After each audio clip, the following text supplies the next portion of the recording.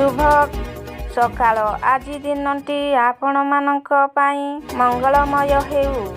ଚେତନା TV ତରଫରୁ ପ୍ରଥମାଷ୍ଟମୀର ଶୁଭ କାମନା।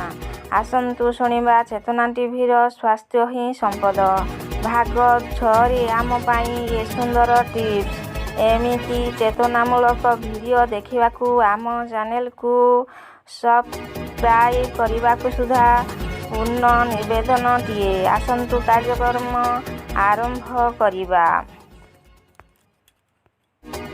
ଶୀତ ଋତୁରେ ଥଣ୍ଡା ପାଣିରେ ଗାଧୋଇବା ଦ୍ୱାରା ଦୂର ହୋଇଥାଏ ଏହିସବୁ ଶାରୀରିକ ସମସ୍ୟା। ରିସର୍ଚ୍ଚ ଶୀତ ଋତୁ ଆସିବା ମାତ୍ରକେ ଲୋକେ ଥଣ୍ଡା ପାଣି ପ୍ରତି ଭୟ ଦେଖାଇଥାନ୍ତି ଏବଂ ଗରମ ପାଣି ସହିତ ବନ୍ଧୁତା କରି ନିଅନ୍ତି। କିନ୍ତୁ ଆପଣ ଜାଣିଲେ ଆଶ୍ଚର୍ଯ୍ୟ ହେବେ, ଗରମ ପାଣିରେ ଗାଧୋଇବା ଆପଣଙ୍କ ପାଇଁ କେତେ କ୍ଷତିକାରକ।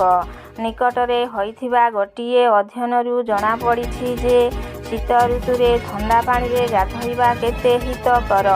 ଯେଉଁଠି ଲୋକେ ଗରମ ଦିନରେ ଦିନକୁ 3ରୁ 4 ଥର ଗାଧୋଇଥାନ୍ତି, ସେଠାରେ ଶୀତ ଋତୁରେ ଦିନକୁ ଥରେ ମଧ୍ୟ ଗାଧୋଇବାକୁ ଚିନ୍ତା କରିଥାନ୍ତି। କିନ୍ତୁ ଗବେଷଣା କହୁଛି ଶୀତ ଋତୁରେ ଗରମ ପାଣିରେ ଗାଧୋଇବା ଉଚିତ ନୁହେଁ। କାହିଁକି ଗରମ ପାଣିରେ ଗାଧୋଇବା ଉଚିତ ନୁହେଁ?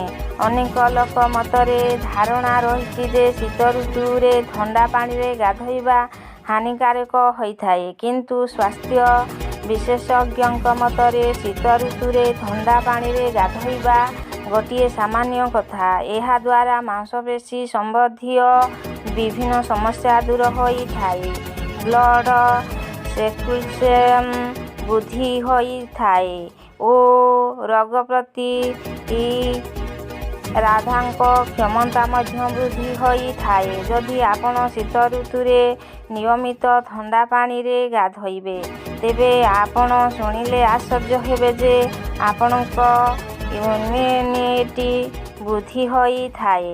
ଯଦି ଆପଣ ଥଣ୍ଡା ପାଣିରେ ଗାଧୋଇବେ, ଆପଣଙ୍କ ଶରୀରରେ ଶ୍ୱେତ ରକ୍ତ କୋଶିକା ବୃଦ୍ଧି ହୋଇଥାଏ ଏବଂ ମେଟାବଲିଜିମ୍ ସ୍ତର ମଧ୍ୟ ବୃଦ୍ଧି ହୋଇଥାଏ।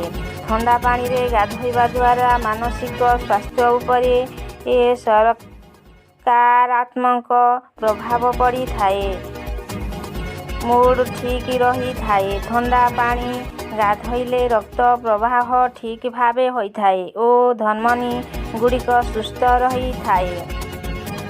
ଶୀତ ଋତୁରେ ଗରମ ପାଣିରେ ଗାଧୋଇବା ଦ୍ୱାରା ତ୍ୱଚା ଶୁଷ୍କ ହୋଇଯାଇଥାଏ ଏବଂ ତ୍ୱଚା ସମ୍ବନ୍ଧୀୟ ବିଭିନ୍ନ ସମସ୍ୟା ଦେଖାଯାଇଥାଏ। ଆମ ଶରୀରରୁ ମଇଶ୍ଚର ନଷ୍ଟ ହୋଇଯାଇଥାଏ। ତେଣୁ ଶୀତ ଋତୁରେ ଥଣ୍ଡା ପାଣିରେ ଗାଧୋଇବା ଜରୁରୀ। ଧନ୍ୟବାଦ।